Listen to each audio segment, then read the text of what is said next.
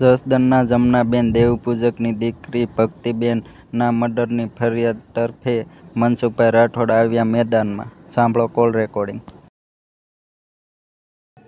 હા આવ્યો. આપણે કોણ બોલો? હું ભક્તિની દાદી બોલું છું. ક્યાં ગામથી? જસદણથી. હા બોલું જી. હજી ઓલા લોકો પકડાના નથી મનસુખભાઈ. ભક્તિના પોલીસ દાદી. વાળા જવાબ દેતા નથી.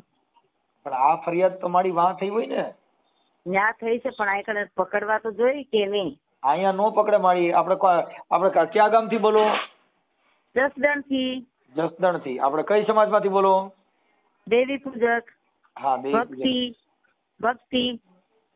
હા. એનું મર્ડર કરી નાખ્યું ને ભક્તિનું. કોને મર્ડર કરી નાખ્યું? એ પ્રકાશે. પ્રકાશ કોણ? સોલંકી. ગોંડલના. ચેમડા ગામના. ચેમડાના. હા હા હા. હા એમાં તમે ત્યાં નતા આવ્યા? હા હા. તમે ત્યાં અમે આવ્યા હતા અને એનું બધું આપણે કે મારે છૂટાછેડા લેવા છે, છૂટાછેડા દીધા અને બધું કર્યું. એ છૂટાછેડા કર્યા તે દિવસ રાત્રે બીજે દિવસે લઈને લઈ ગયો પાછો. અને પછી લઈ ગયો. ના 2 મહિનામાં કાંઈક 5 દી બાકી હતા ને છોકરીને મર્ડર કરી નાખ્યું. ગુંડની તરાય મારી નાખી, બુરી તરાય. એમ એનું મોઢું તો આપણે ઓળખી નો એક એવી રીતના એની હાલત કરી નાખી. કેમ? બસ મારી જ નાખી એને. એનો જવાબ દેતા નથી પોલીસ. સામું આપણે કહી કે અમારી રીતના અમે કાર્યવાહી કરી છે. 302 ની ફરિયાદ દાખલ થઈ ગઈ? હા થઈ ગઈ. એફઆઈઆર નકલ ક્યાં છે? એફઆઈઆર નકલ છે. અને આ ફરિયાદ થઈ ક્યાં? હા છે એફઆઈઆર નકલ દીધી છે અમને. હા. તમારું આખું નામ શું છે?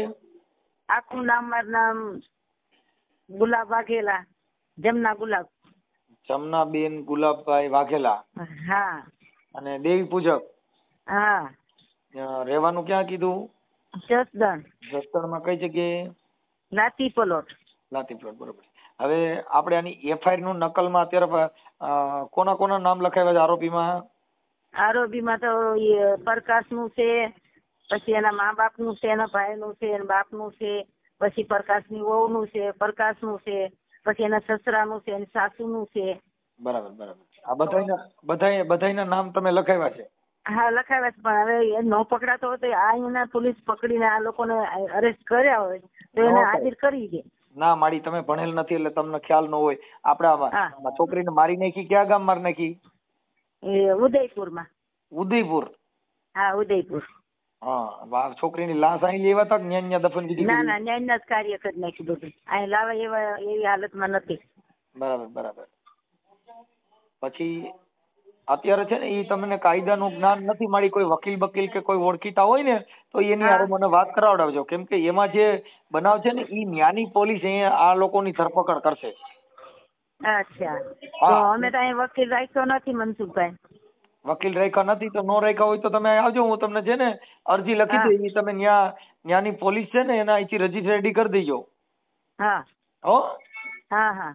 એ હિન્દીમાં લખવી પડશે. હા હા.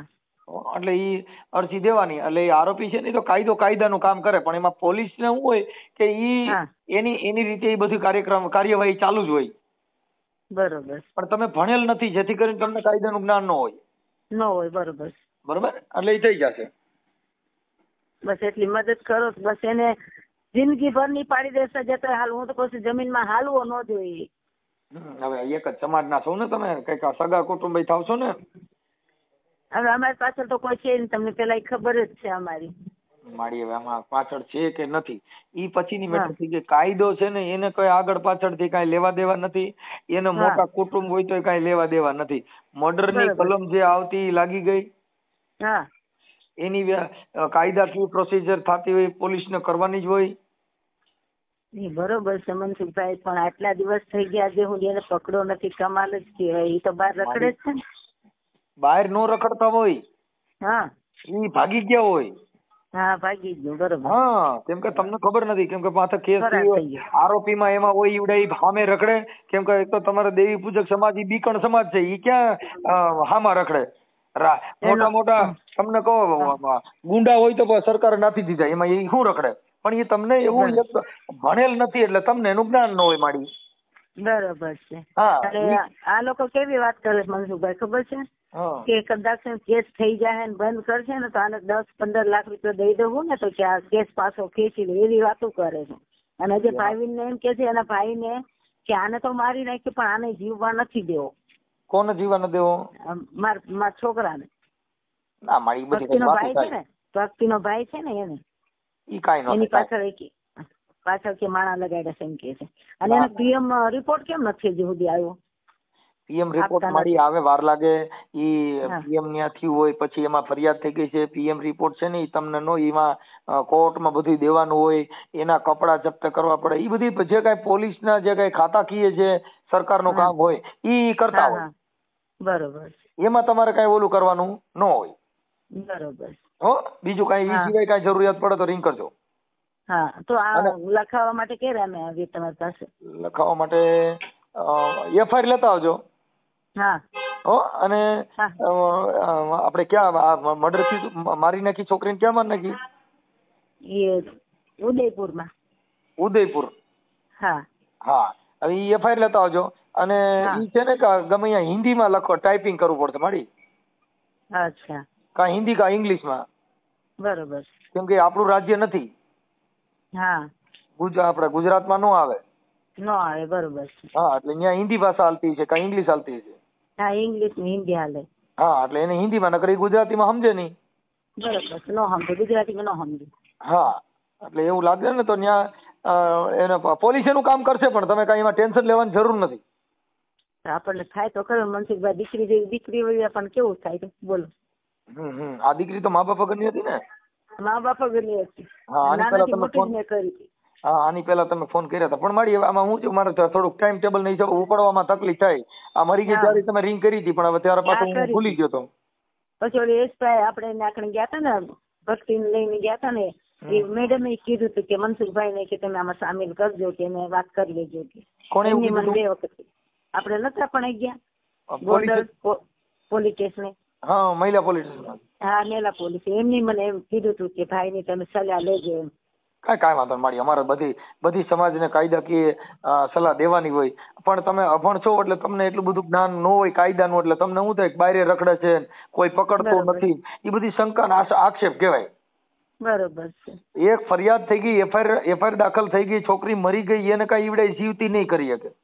બરોબર છે. મરી ગઈ પાછી આવવાની નથી, મરી ગઈ એની કલમ લગાડી દીધી. ઈ હવે કાયદાનું કામ કરશે. તમારે શાંતિથી ખાલી બેઠું રહેવાનું. તમને ત્યાં બોલાવશે ને તોય તમને નોટિસ આવશે તમારા ઘરે.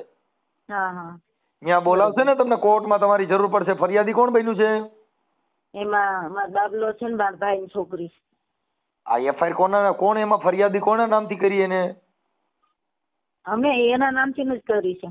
એમ નહીં, ફરિયાદ લખાવનારમાં આ છોકરીનો ભાઈ ફરિયાદ બન્યો છે કે તમે બન્યા? ભાઈ છે ને ફઈ છે. મારા છોકરાના નામની છે, ભક્તિના ભાઈના નામની. ઓકે હા તો કાંઈ વાંધો નહીં. તમે તમારો ફોટો આમાં મોકલો. હું તમારો છે ને આ તમને કાયદાકીય સલાહ દીધી ને યુટ્યુબમાં લગાડી દો. આમાં મોકલો. આમાં હા તમારો ફોટો મોકલો.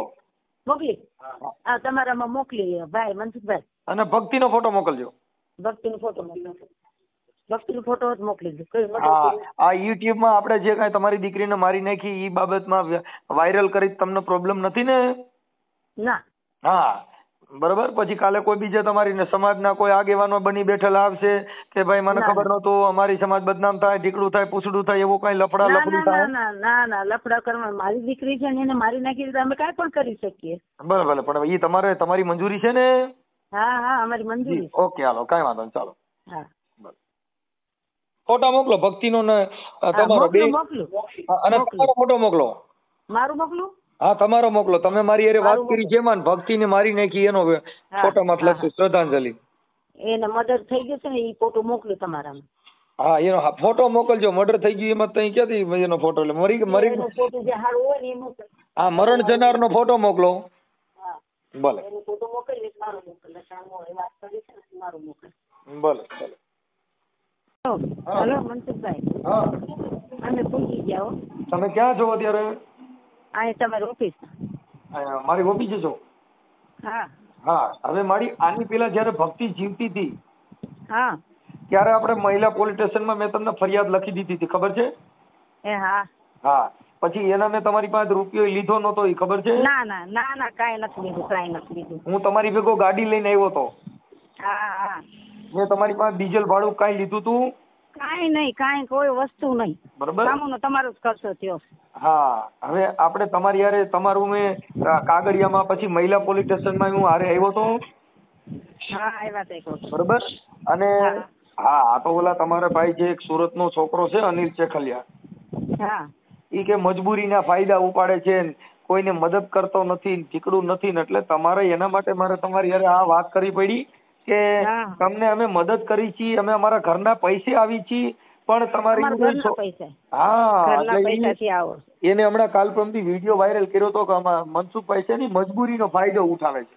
ઓ ના ના, ગલત ન બોલાયો, એટલે ખોટું ન કરે કોઈની વાત. હા, એટલે ઈ તમારે હવે હું આજે મારી સાંભળો, હું તમને મદદ કરું છું, તમે અહીં આવો છો, એમ નામ તો કઈ મારે તમારે કોઈ ન આવે. બરોબર છે, બરોબર. આજે મારી ગાડી લઈને તમારી ભેગો આવ્યો, તમારે કેટલા 2-5 હજાર રૂપિયાનો ખર્ચો થયો. હું 3 વાર તમારી ભેગો ગાડી લઈને આવ્યો તો મહિલા પોલીસ. હા હા હા હા. કેટલાનો ખર્ચો થયો? 5 હજારનો ખર્ચો, કેમ કે હું ફોર્ચ્યુનર લઈને આવ્યો હતો. થઈ ગયો છે. પછી તમને હોટલમાં જમાડ્યા હતા. હા હા હા. તમારે ઈ જમણવારનો પૈસો કોણે આપ્યો તો? તમે આપ્યા હતા. હા, એટલે મારી આ શું છે કે તમારે આવા વિડીયો વાયરલ કરી અને એને કોઈ એનો ભાવ પૂછતું નથી, એટલે હું છે અમને ખોટા ટાર્ગેટ બનાવે કે મજબૂરીના ફાયદા ઉઠાડે છે, વિડીયો વાયરલ કરે છે. અમે તમારું કામ કરી છીએ અને આ બધું કરી છે. એટલે તમે ફોન કર્યો ને એટલે મને યાદ આવી ગયું કે ઓલો અનિલ ચેખલિયા તમારે કોઈક દેવી પૂજક છે સુરતનો.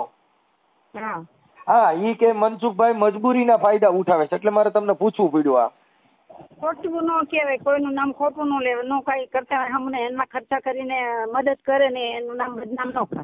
હા, મેં તમને ફરિયાદ લખી દીધી હતી એને મારા કોમ્પ્યુટર માંથી મારા ટાઈપ માંથી મેં તમારી પાસે રૂપિયો લીધો તો. ના ના, કઈ નથી. ત્યારે ભક્તિ, હા, ભક્તિ જીવતી હતી. અત્યારે ભક્તિ ગુજરી ગઈ છે. હા, અત્યારે તમે તો જીવો છો.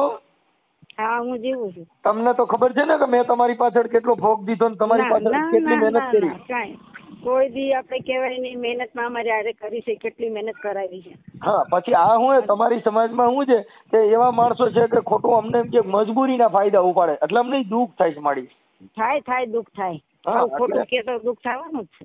હા, એટલે આવું કરે શું છે, એટલે એના માટે થઈને મારે તમને પૂછવું પડ્યું. હમણાં હું મારી તમને અરજી ને એવું લખી દઉં. મારી ઓફિસ આવી ગયા ને. હા, હમણાં હું છે ને ઘરે છું, ઘરેથી હમણાં ત્યાં આવું છું. અમને ઘણી બધી મદદ ભાઈથી મનસુખભાઈથી મળી છે, અને અમારી પાસે એક રૂપિયો પણ લીધો નથી, અને અમને અરજી લખીને આપી દીધી, અમને મદદ ઘણી બધી કરી, જમાડ્યા, એના પૈસા નથી લીધા, અને અમારે હારે પોતે ગાડી લઈને આવ્યા 4-5 વખત, અને અમને બહુ મદદ કરી છે. અમારી માટે જમવાના પૈસા પણ નથી, બધી રીતના અમે મદદ કરી છે, અને એને બહુ મજા ભાઈ.